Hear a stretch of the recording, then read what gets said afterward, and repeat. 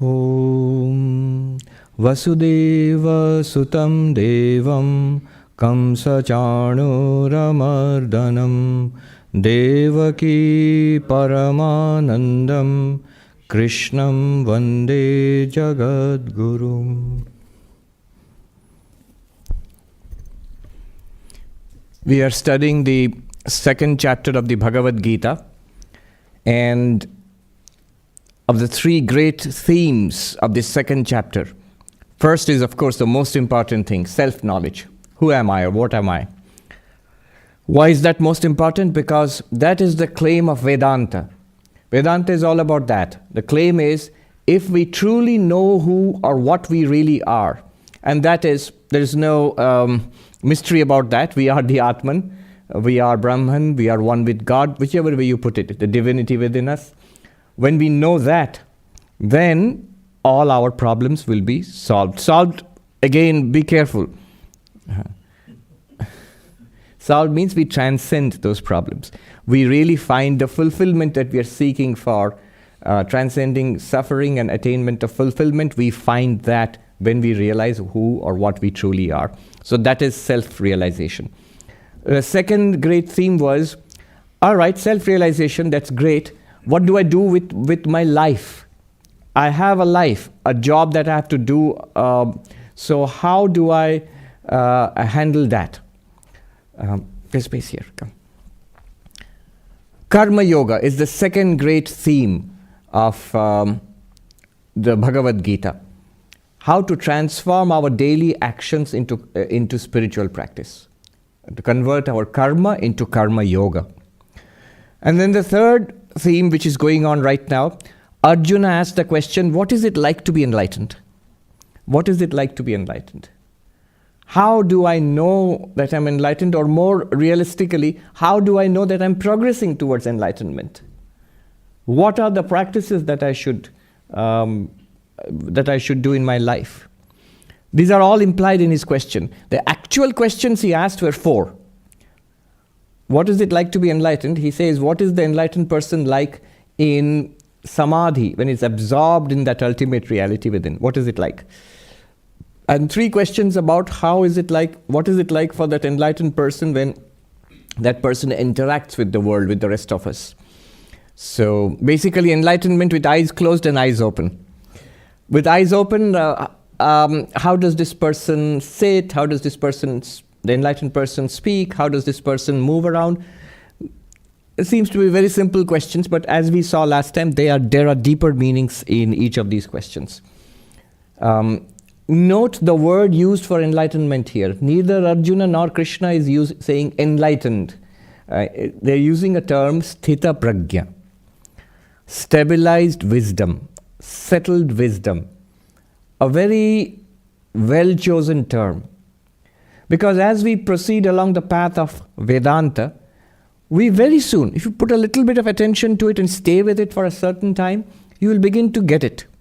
We have a feeling that, all right, I get it, what you're saying, and this is great, wonderful. So a beginning, a flicker of wisdom comes. But that's not stabilized. Immediately the question comes, and this question has come here so many times.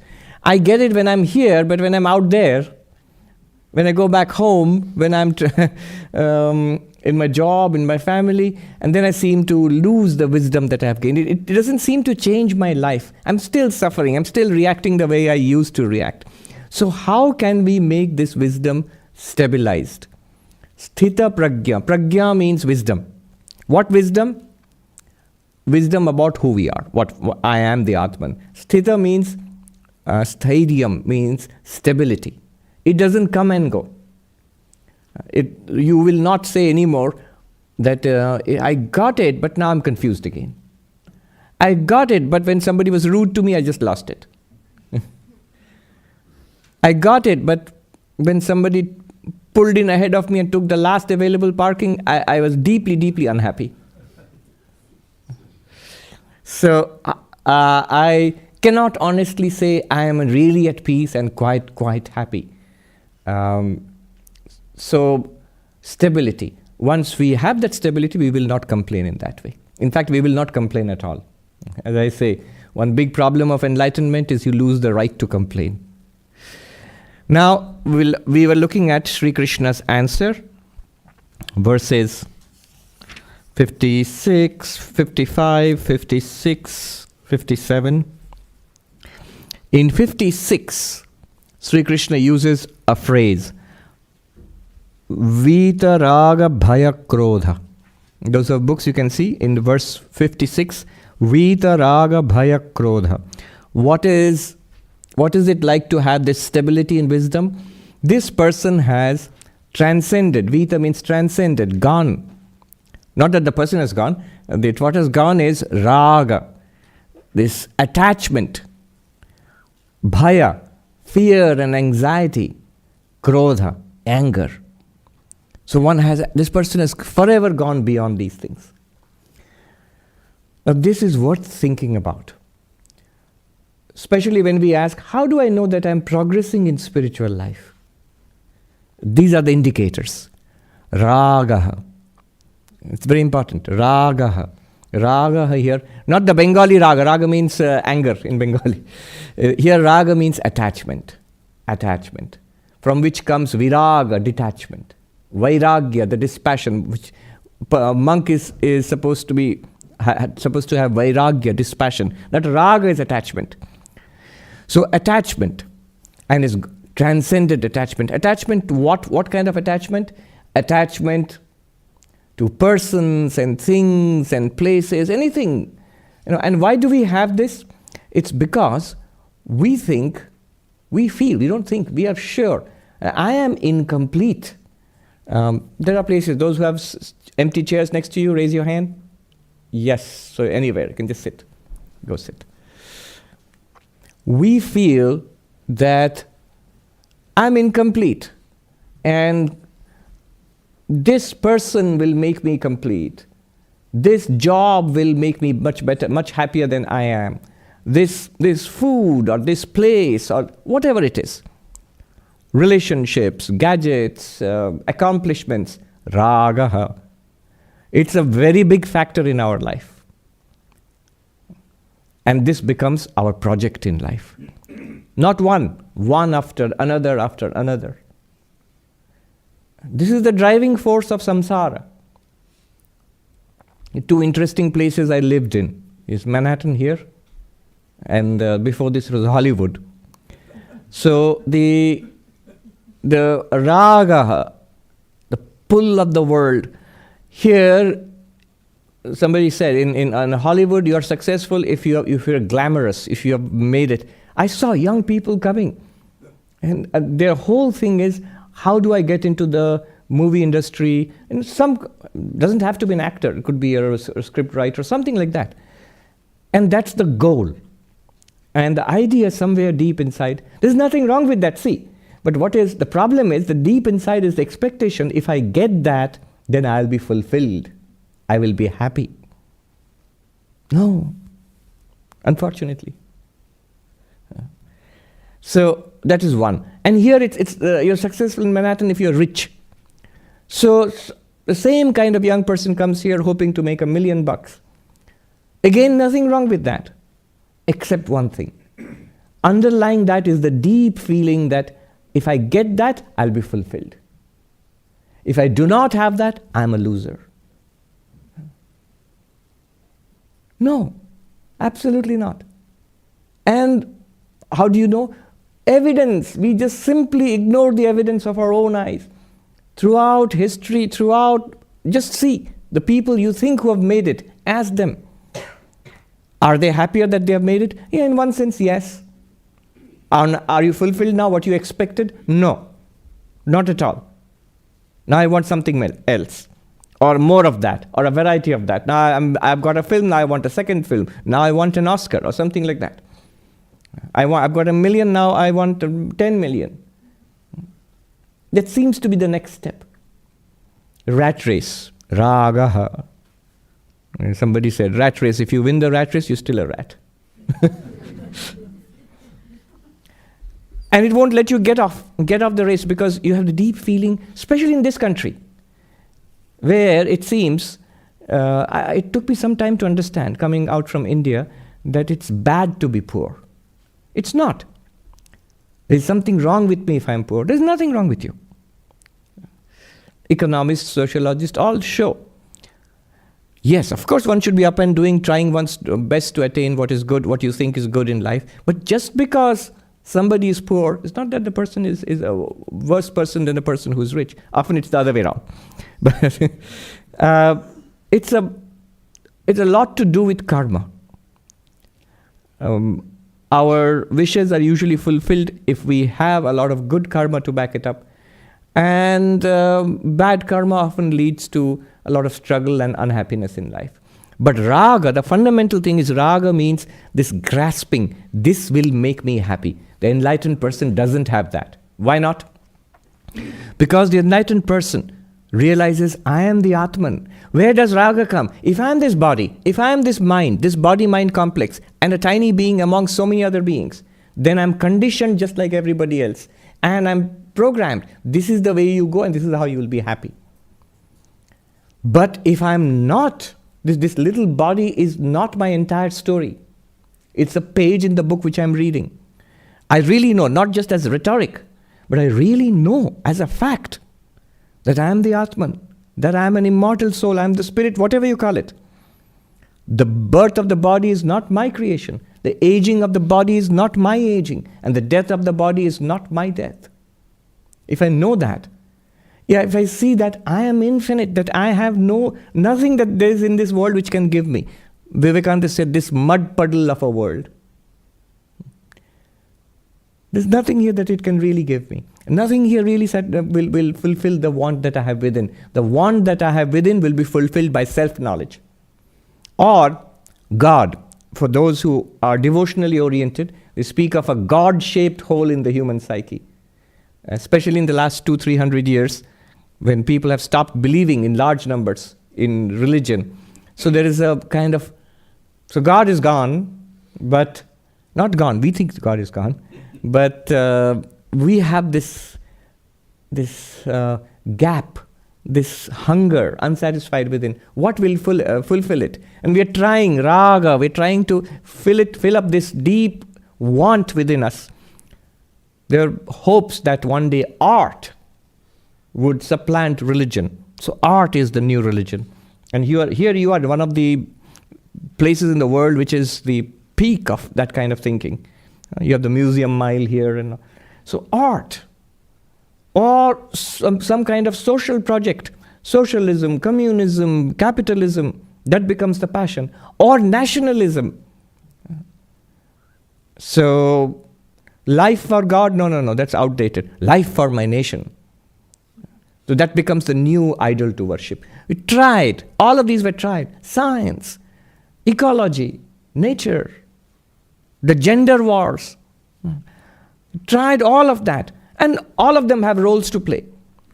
But will it satisfy you finally? When you get what you want, will it satisfy you? No, it won't. And you sort of know that it won't. It's just one more thing. So raga, the enlightened person doesn't have this. So the impulse to act is not to fulfill a lacuna within myself, but the impulse to act is out of duty or what is good for others, or as a free offering of love. That's the enlightened person's perspective. Because we have this raga, the result is next bhaya, fear. Fear. What is fear? First of all, the things which will fulfill me. I have a fear of not getting it or a fear of losing it.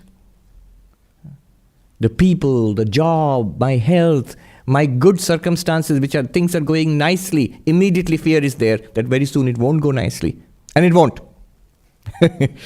But that's just being realistic. Somebody said, who is a pessimist? A person who sees the long dark tunnel ahead is a pessimist. Who is an optimist? The person who sees the light at the end of the long dark tunnel and the light at the end of the long dark tunnel. But who is a realist? The person who sees the long dark tunnel and the light at the end of the tunnel and the next long dark tunnel ahead. This is the very nature of samsara. So fear is ever present.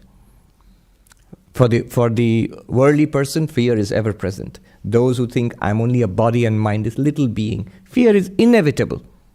All kinds of fears, anxieties.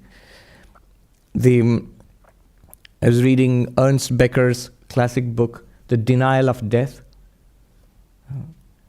He says the prime motivating factor in human life is the terror of death.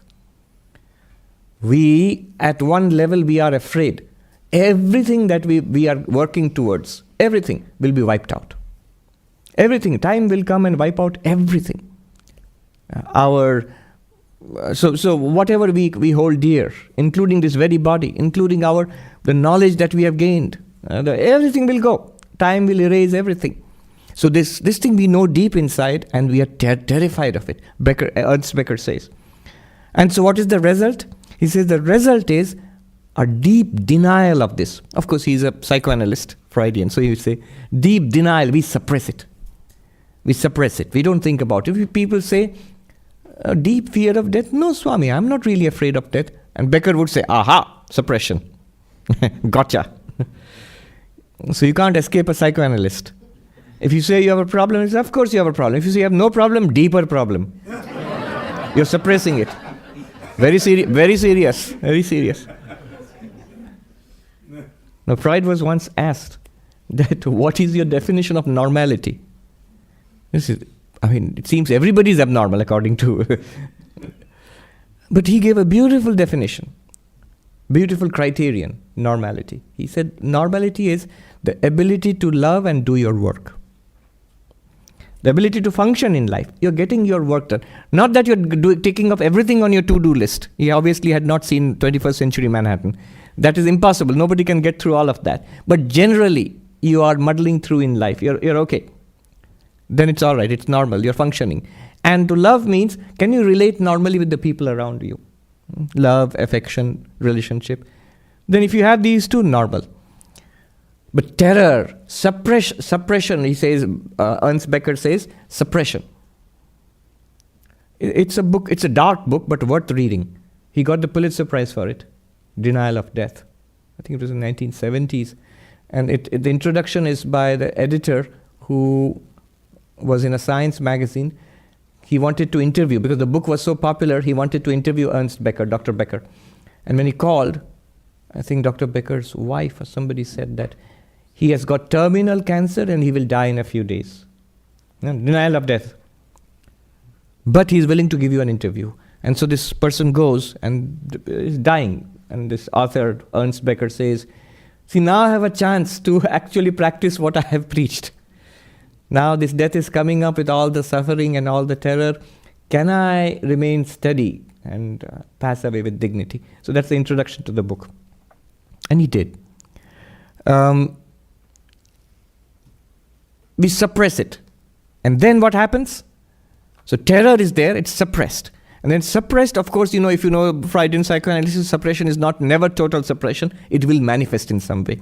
So then his great thesis, it manifests in what he calls our immortality projects. He says, all of human civilization is a byproduct of the suppression of the terror of death. What is immortality project? Some way of trying to avert the inevitable that I'm going to die. It could be anything from raising a family, to founding a business, to conquering an empire, to becoming famous. Anything, you see, anything you'll put it there. You're an author writing books. Immortality project. You want to live on through your books. Becoming famous, artist, something. Political leader. Religion is the greatest immortality project. We hope that somehow by pleasing God, we'll get some kind of immortality. Trying to live on, it doesn't usually work. Nationalism, he mentions nationalism. If I die for my nation, I will be immortal. But that kind of immortality, all of these are also doomed to failure, because really deep inside us, we don't really want to be immortal like that. They are very poor substitutes for the kind of immortality every one of us wants. What is that? I, here, me, myself, this one must continue to exist. Woody Allen, right in this city, he was asked, are you seeking immortality through the silver screen, through your movies? Do you seek to live forever in your movies and your books? Woody Allen said, no, I want to live forever in my apartment.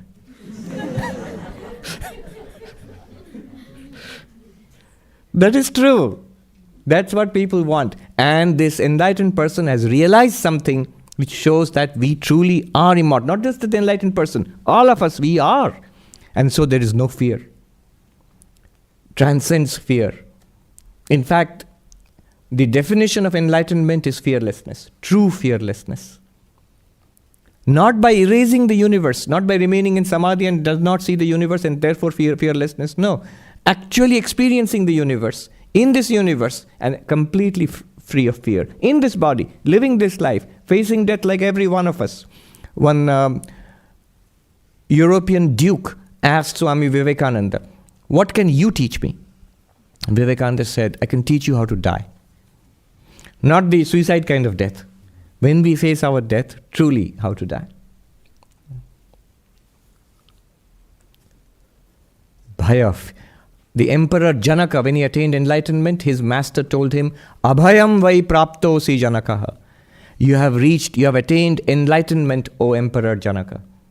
No, you have attained fearlessness, O Emperor Janaka. He did not say you have become enlightened. You have attained fearlessness.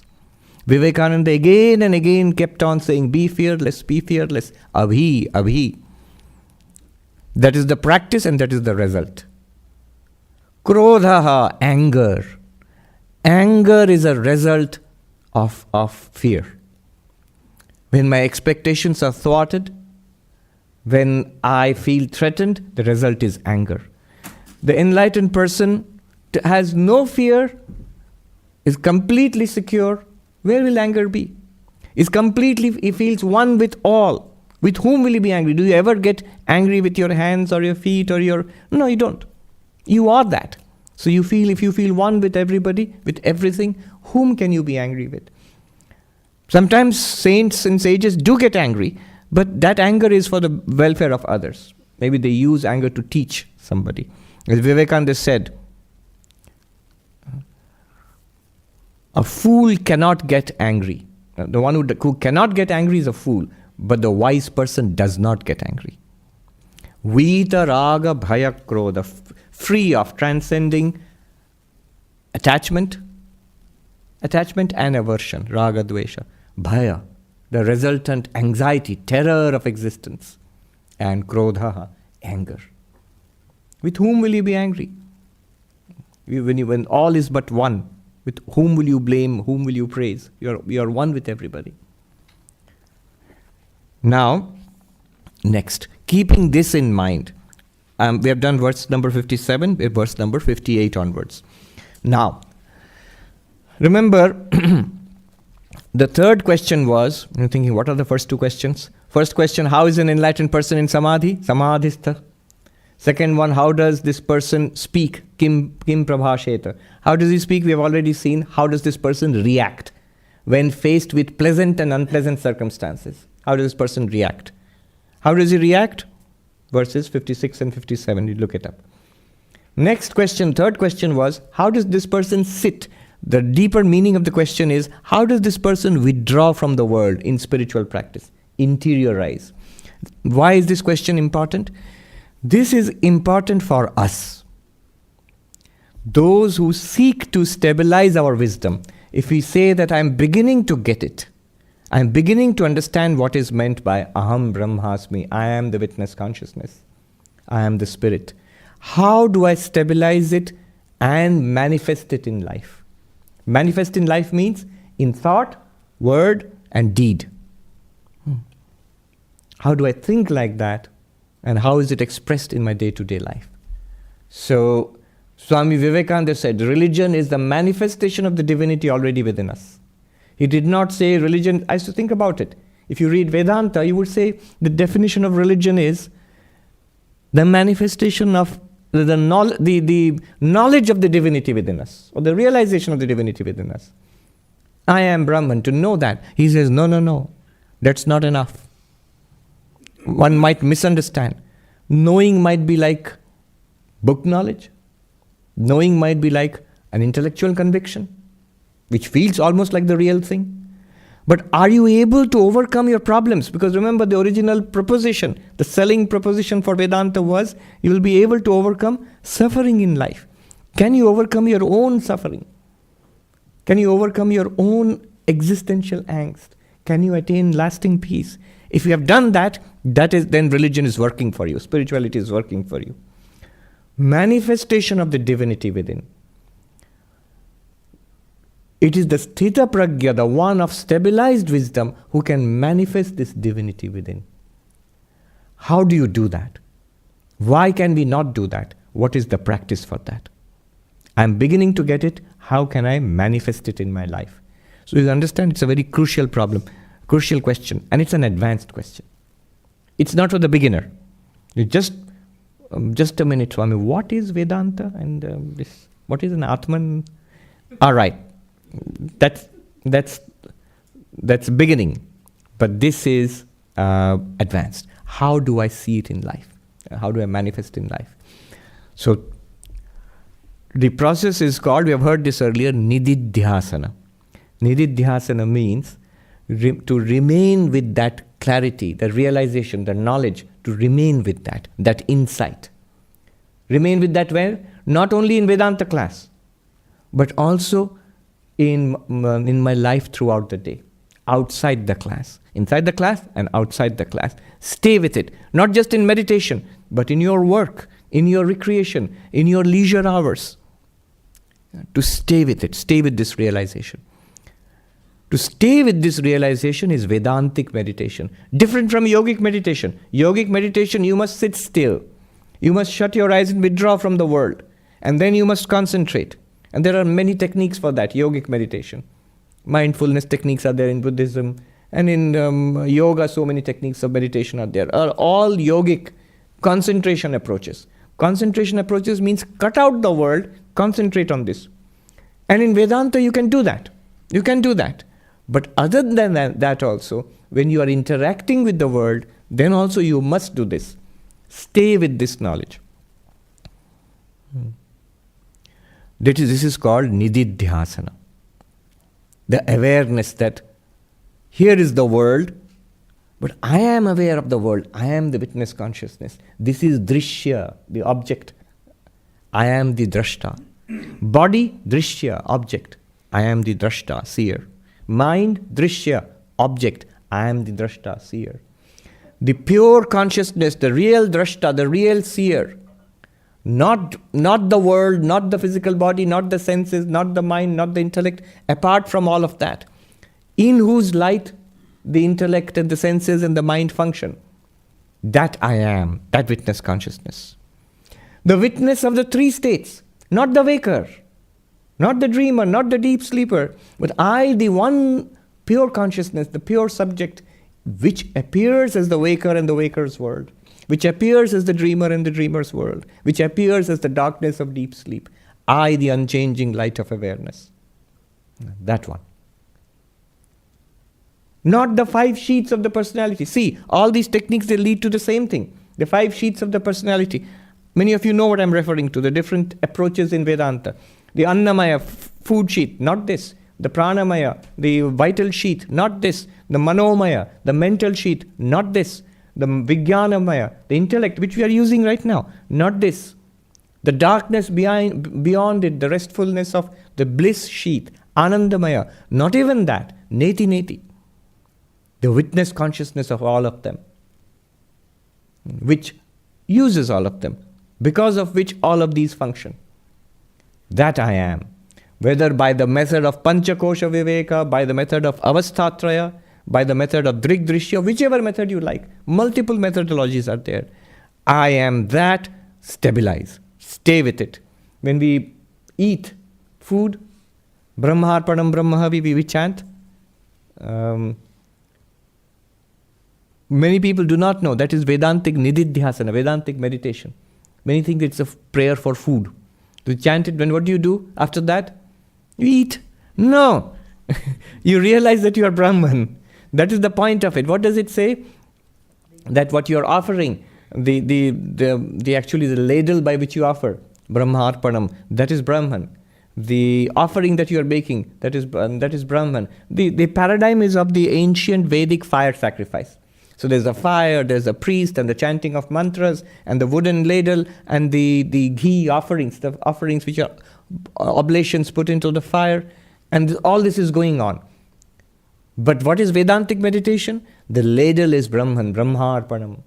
The offering is Brahman, Brahmahavi. The fire into which I offer, Brahmagno, the fire is Brahman.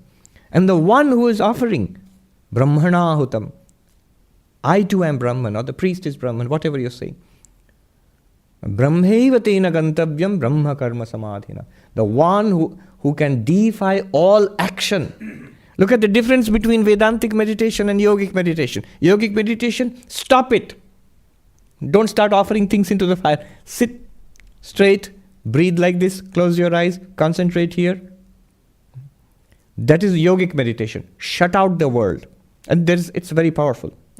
But Vedantic meditation is engage with the world. Look what's going on. And everything that is going on, in and through that, notice that one Brahman. So I am Brahman, I am the witness, I am the existence consciousness in which all of this is going on. Brahmarpanam Brahmavi. So this is Vedantic meditation, Nididhyasana. Now, I'm giving all this as an introduction.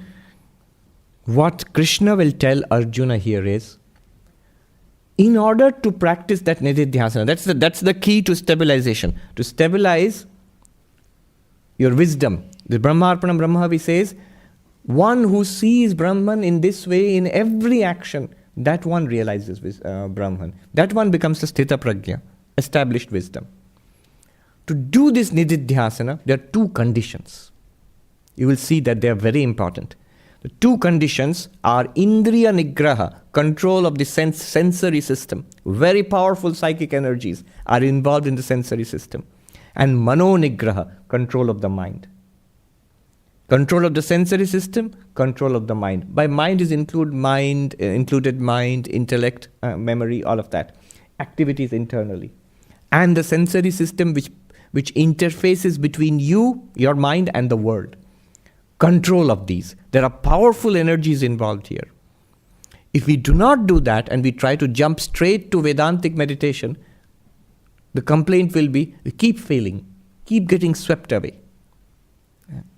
I already become angry, I had already said a few curse words. Then I realized, I have to do Brahman meditation. What happened? Why did I suddenly lose? Because the foundation has not been laid. Here are the foundations. Verse number 58 to 61. Yadā sanharate chāyaṁ, yadā sanharate chāyaṁ, kūrmo ṅgānīva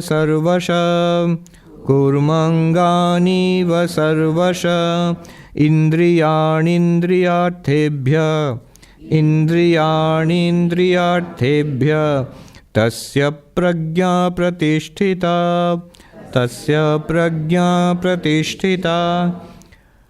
The one who can, the spiritual practitioner who can withdraw at will the sensory system from the several senses, the five senses from their respective objects at will. That person can practice Vedantic meditation. That person's wisdom is settled. Example, he gives a nice example here. Tortoise. A tortoise, the moment a tortoise is threatened, it is nicely crawling along the beach, the moment it feels scared, what it does is, it quickly, in a flash, withdraws its 4 feet and its head into the shell. The shell is hard and armored, and it withdraws into the shell, and waits until it thinks that the danger has passed, and then comes out, pokes its head out, and then slowly goes on its way again. Now, like that, can we withdraw our senses from their contact with the world outside? Why? The reason is, Sri Ramakrishna used to say that in the beginning of spiritual life, one must construct a fence around oneself. And it's like you've planted a sapling, a little flowering plant maybe, and you've constructed a fence around it. If you don't put a fence around it, it'll be eaten by cows and goats. Remember, he's giving an example in India, especially Indian villages. So if you have a little juicy little plant coming up, the cow or the goat will come and eat it up. But here you see it in the garden. The deer come and they eat it up and so on. Now, if you put a fence around it, when that plant grows up, it becomes a big, strong tree. Sri Ramakrishna says you can tie an elephant to it, and the tree, it will not damage the tree. Similarly, in spiritual life, at the beginning, a fence is put around in your spiritual practices and allowing you to practice this Vedantic meditation. Shravana, Manana, Nididhyasana. Regular Vedantic study, inquiry, reasoning, and meditation. Stay with it. And don't be disturbed. What are the cows and goats which might come and eat up the tender plant of Vedantic wisdom? They're doing it all the time. They are our own senses. These are very powerful. Eyes, the senses are the visual, the eyes, and their object is form. See. Ears, and their object is sound. Nose, and the object is smell. Skin, and the object is touch. Tongue, and the object is taste. Rupa, rasa, gandha, sparsha, shabda, yeah. So 5. Rupa is form, rasa is taste, gandha is smell, sparsha is touch, and shabda is sound. Among them, most powerful, you see, hear, and also touch. Taste also. Smell maybe not so much. Though smell is actually connected a lot with the taste also. If you have a cold and a blocked nose, you find a lot of food is not tasteless and it becomes tasteless. So these are all powerful. And they have the ability to disturb, completely churn up the untrained mind, the unprotected mind. See, one would never think of rummaging around in the garbage, the trash cans outside, and taking out food and putting it in your mouth. The very thought makes you feel sick. And your tummy will be upset immediately. And yet we keep collecting things from the trash cans of the world and pouring them into our minds, especially in today's world. We pour it into our minds. How? Through the eyes, through the ears, especially eyes and ears. What we see and what we hear. And touch also. Eyes want to see. What do they want to see? Something that is exciting, something that's pleasurable. And what is pleasurable? Something that we have conditioned ourselves to think, this is nice, I want to see it again and again and again. Ears want to hear that which is pleasurable. Nice music. Even more musical than music is praise. Somebody saying nice things about me. Let me hear. Even more spicy than praise is criticism. Criticism of another person, oh, very nice to hear. Criticism of myself, very annoying to hear, desperate, but we can't avoid it. We are drawn to it. What is that person saying about me? So object, things of the world, we want to hear. I know, see, one monk under whom I was trained, once I was walking with him, and there were people around, students, and the usual path the Swami walked, that day he said, we will walk by this other path. I said, why? Those students there, they're talking about me. He could overhear. So he said, so the result is, I will not walk by that. I will not hear what they're saying about me. See, that control. I do not want to listen. I remember one of the biggest lessons early on in spiritual life I had. Not to convey rumors, to convey what telling tales? What is that? Gossip. So, there was a monk in the ashram which I had joined who was critical of the Swami who was in charge of the ashram.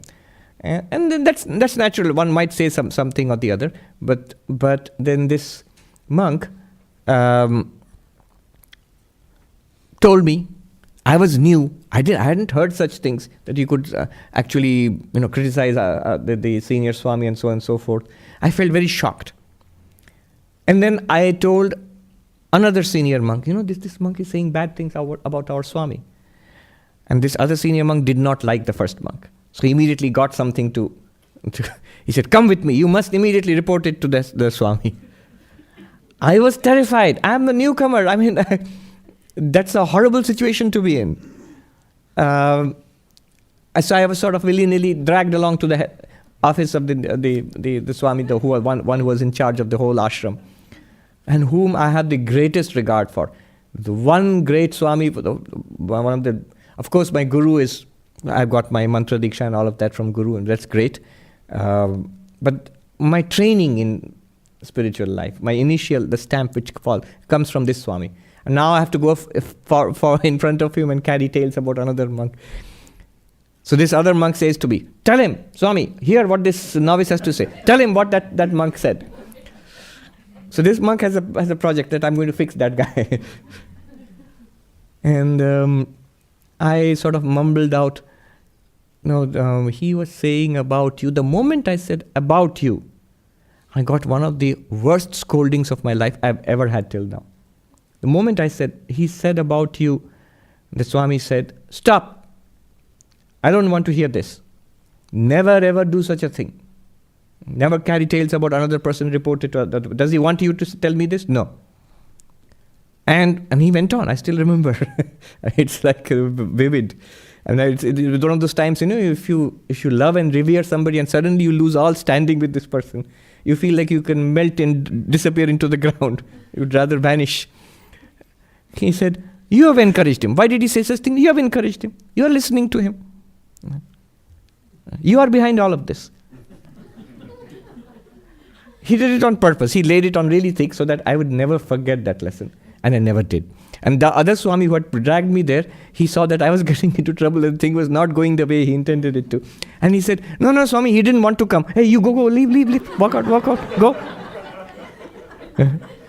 He didn't want it to go very, very far, because it could go far in the sense that I could be just thrown out of the monastery. So, and that was the senior Swami's way of teaching. One of the things he would quite freely say, oh, you have come to become a monk. You didn't come to become this. Leave outside the gate. So that was our terror, that we would be thrown out, and we all want to become monks and we wouldn't be allowed. I never saw him actually do that literally to anybody, but everybody was scared. So, hearing, I want to hear gossip about myself. Seeing pleasurable things, what I want to see. The senses run towards their objects. They run towards their objects. I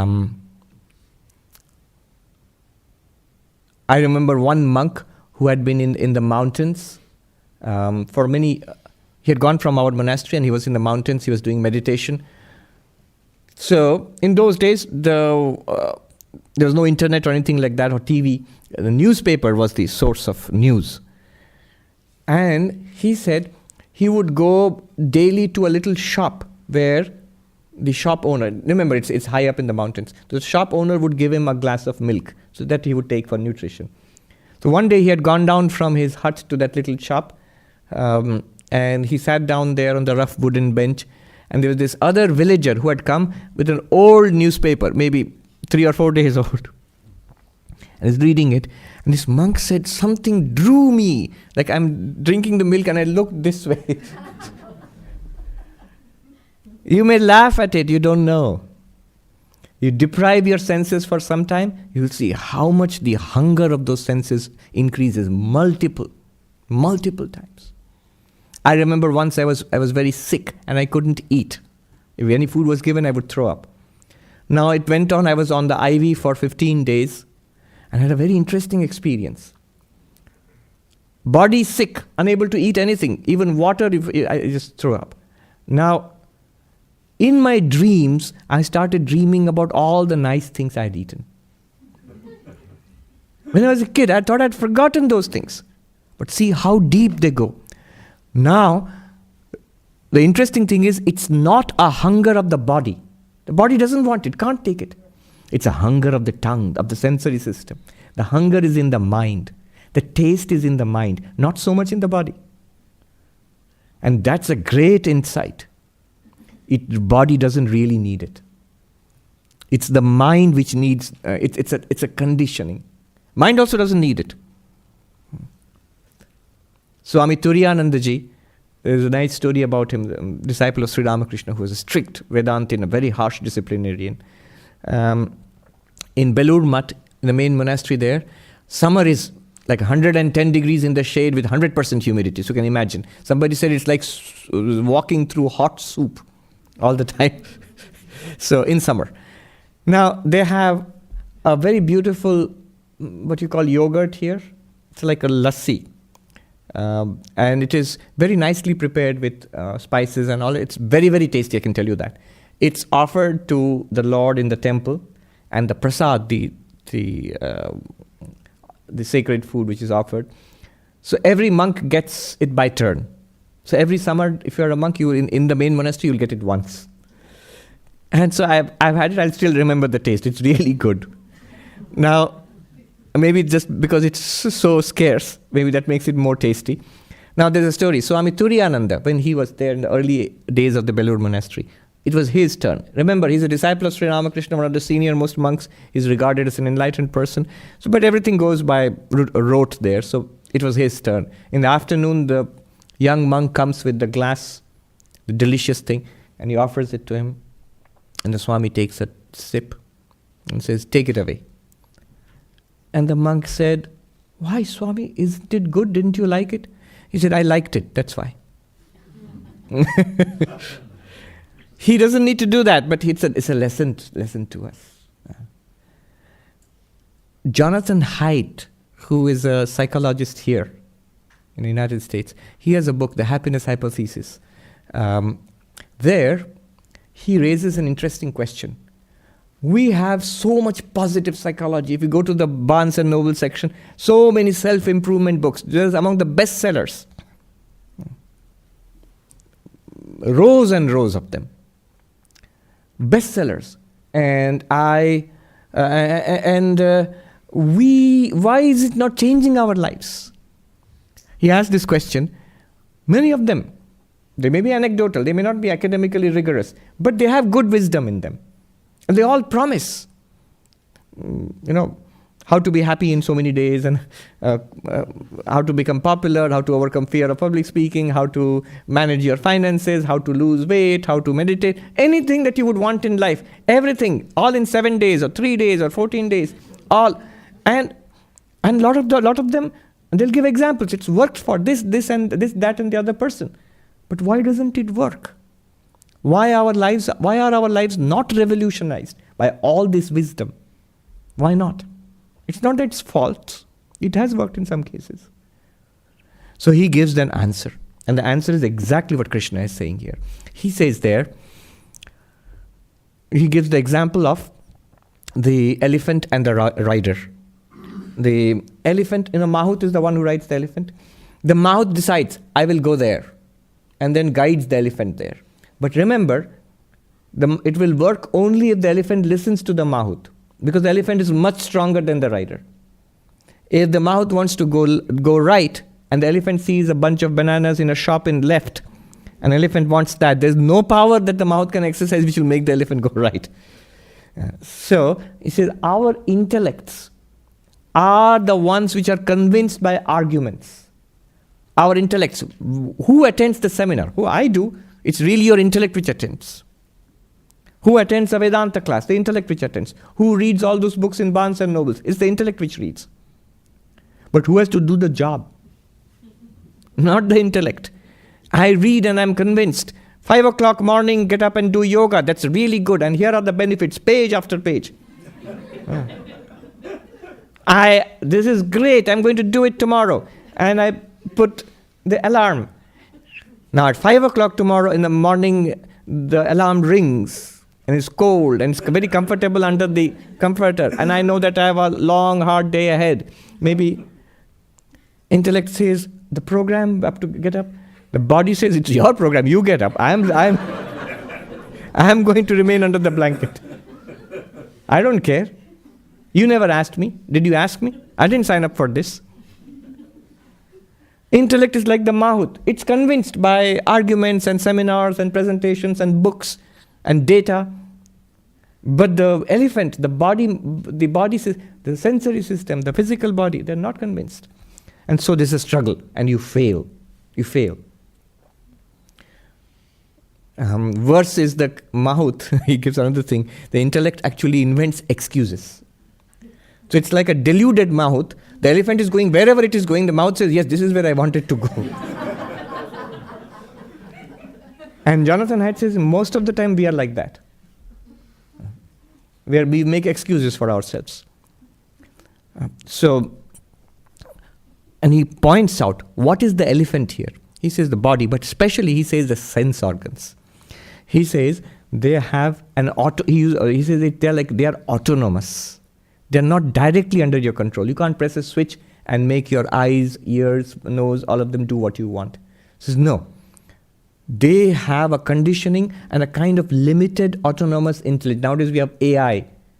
The things these our gadgets do. So they talk to you. And they do things. They have a limited kind of intelligence. Our sensory centers, the chakras which talk about in yoga, they have a limited intelligence. In fact, he gives example, our gut, for example. It has its own intelligence. There is a vast amount of nerves which go there. It's like a nerve center. So when you say gut feeling, you're right. It's the gut which is feeling something. And so so they have their own autonomous intelligence. And they are not on board with you, the boss up there. So they will pull in different directions. And hence all your projects of self-improvement are sabotaged. Unless they are on board. And he does not go deep into what can be done. He simply says, what does the elephant respond to? Not lectures, not books, not seminars or TED Talks. The elephant responds to only one thing, training. Elephant is a creature of habit. Can you give it good habits through training? That's what the mahut does. Through conditioning, trains the elephant. And training takes repetition. So what Krishna says, the sensory system is very powerful. Control the senses.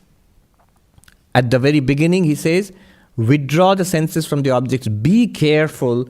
Keep a watch over what you see, what you hear, what you smell, touch. There are things in the world which will throw your mind into turmoil. What kind of turmoil? Raga, dvesha, attraction, aversion. Anger also is a very nice thing to spend time with. You have strong political views. This party or that party, this thing or that person. And then what you hear, the news supplies, and you get engaged in that. And become angry. This is very bad. Some cause or the other. What about Vedanta, God realization? Oh, forgotten for the time being. Yes, and the modern media entrances us. It multiplies the power of our senses manifold. So one must be very careful there. You're sucked in. Somebody said, why is internet browsing and all these things, mobile phone, why is it so attractive? It's designed to follow the movement of your mind. The way the mind operates, that thing responds to it. Your mobile phone is actually more attractive than TV serials of past ages, which is more attractive than books. Why? A book is linear and only one thing. You have to see and read and think. A TV gives you things to see, like a movement, sound, everything is shown to you. You don't have to think much. Your senses are more captivated easily. But even that is linear. You don't have control over the plot. But your phone or computer and all that responds to what you want. And that's exactly what we want to do. A mind is at ease, wandering around the way the mind wanders normally. It now wanders in digital, on the internet, in the World Wide Web. So one must be careful there. What I see, what I hear, what I touch, what can throw my mind into and engage it at other than Vedantic nididhyasana. And sitting in Barnes and Nobles looking at books reading. These two ladies, I sort of overheard. They were sitting next, and they're looking at a glossy book. You know what was the subject of conversation between them? Neither was less than 50. They must have been 50s, 60s. This royal wedding had taken place. There's a glossy book on what this the lady who married the prince, Meghan Markle, yes, what she wore, the dress, and they're going on discussing about it, the dress. You see how we're pulled into it. It has nothing to do with me. Nothing to do with me.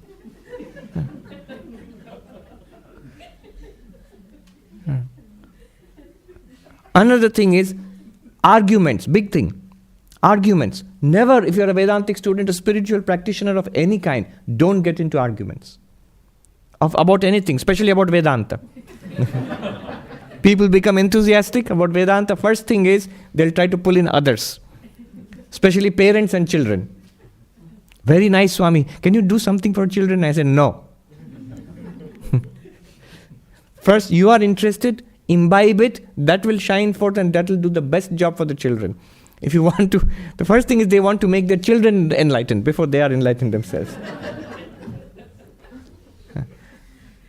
And then arguments. I'm trying to convince other people. You never will. Even if you win an argument, you have lost. The moment you get into an argument, the result is, one Swami joked. He said, argument is a fire which gives more heat than light. So it generates a lot of heat, not so much light at all. So don't get into arguments. People become angry and worked up. And the moment you do that, if you sit in meditation, if you're a regular meditator, you will see the terrible effect of that on your mind. I like that prayer. Have you heard of the Serenity Prayer? Lord, give me the strength to change the things that can be changed, that I can change. Give me the patience to bear those that cannot be changed. And give me the wisdom to know the difference between the two.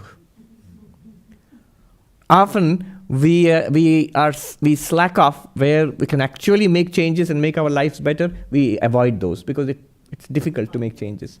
And we get very worked about things, national, international politics and things which we cannot do anything about really. No concern of ours. You may have an opinion, but that's it. And we don't know the difference between the two. So, control of the senses.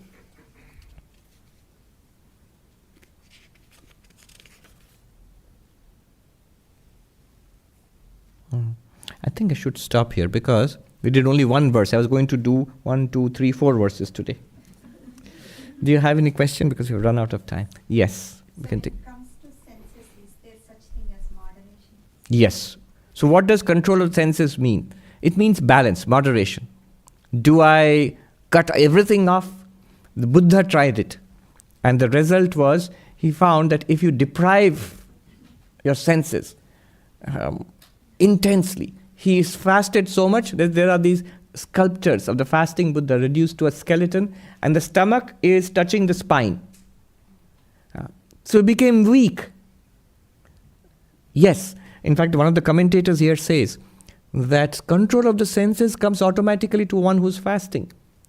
Fasting in the sense, if we don't eat. And then he says control of senses comes automatically to one who's sick. If you're sick and you're not feeling well at all, then if somebody says, want to come and try out this new food place, no, even the thought of it makes you feel like throwing up because you're sick. So the senses become weakened if you're sick, if you fast, things like that. But that is not spiritual. It's not spiritual. The moment you feel a little good, immediately you're up and doing with 10 times more vigor. So Buddha realized that destroying the sensory system, crushing the sensory system is not the answer. Overindulgence is not the answer. Anything and everything that I want, immediately it should be granted. And we are going towards that kind of a world, especially in the advanced countries, especially a place like, say, Manhattan or in advanced places like this. What we want, we can now get with one click. I noticed one thing. Amazon is yes great at delivering things, but what are they greatest at? They're greatest at making it easy for you to buy. That's the first thing. Next, of course, delivering the thing to you. So at a click of just movement of one finger, you can get whatever you want. If you can afford it, you can get it. Now the idea behind it is, if I get what I want, I will be happy. I am not. George Bernard Shaw said, there are two great disappointments in life. Not getting what you want and getting what you want. Not getting it, obviously, and getting it, it's a deep truth. We have this expectation. It's called the hedonism trap.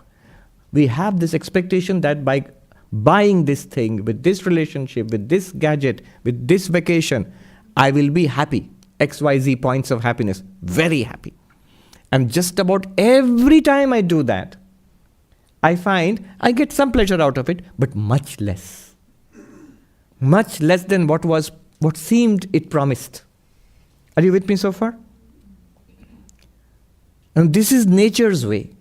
This is nature's way. Our Darwinian biologists, the behavioral biologists, they say, nature makes you do things in this way. It promises a lot of pleasure so that you will do it. Do what? Find food, find a mate, procreate, so that nature's whole thing is life and continuity. And nature will make you do things which will serve that purpose. Not nefarious. That's the nature of nature. It makes you do that. Imagine, suppose, this example a historian gave. He says that suppose there is a squirrel. It gets a little bit of pleasure by finding a nut and eating it, but much less than what it would have expected. And then, so what does it do? It repeats that behavior. But suppose, why doesn't it get complete satisfaction by satisfying its desire? So imagine a squirrel which finds a nut and eats it, and immediately, Vedantic bliss, blissed out. He says that squirrel would have a very short life. Why? Because it wouldn't want to eat anymore. Why would it eat? Very happy. And it wouldn't want to find a mate and procreate. It wouldn't pass on its genes, so the next generation of squirrels won't get that gene.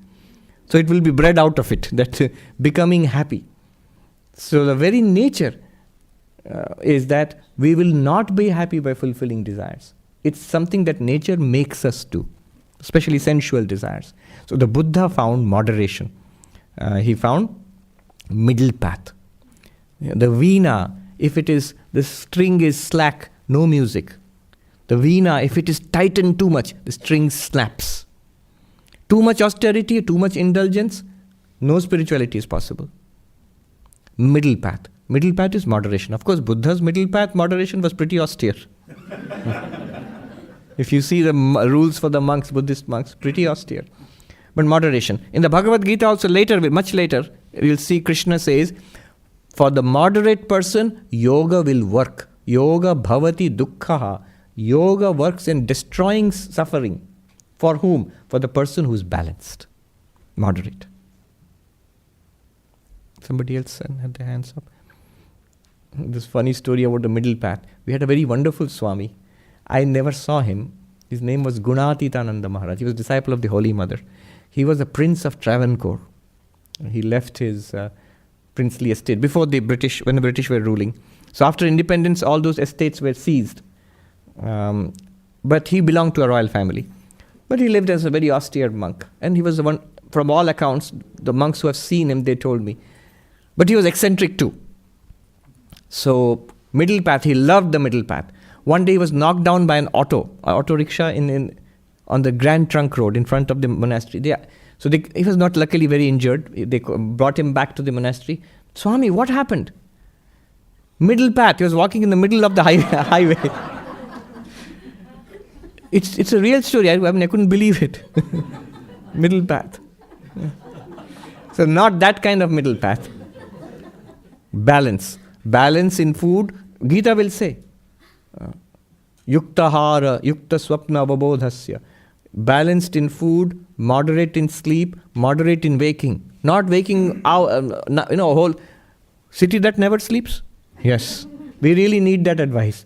Moderate in sleep, moderate in waking, moderate in recreation. A balance with the body and mind are quiet and cooperative. Then yoga works. Yoga means this meditation, Vedantic Nididhyasana, it will work.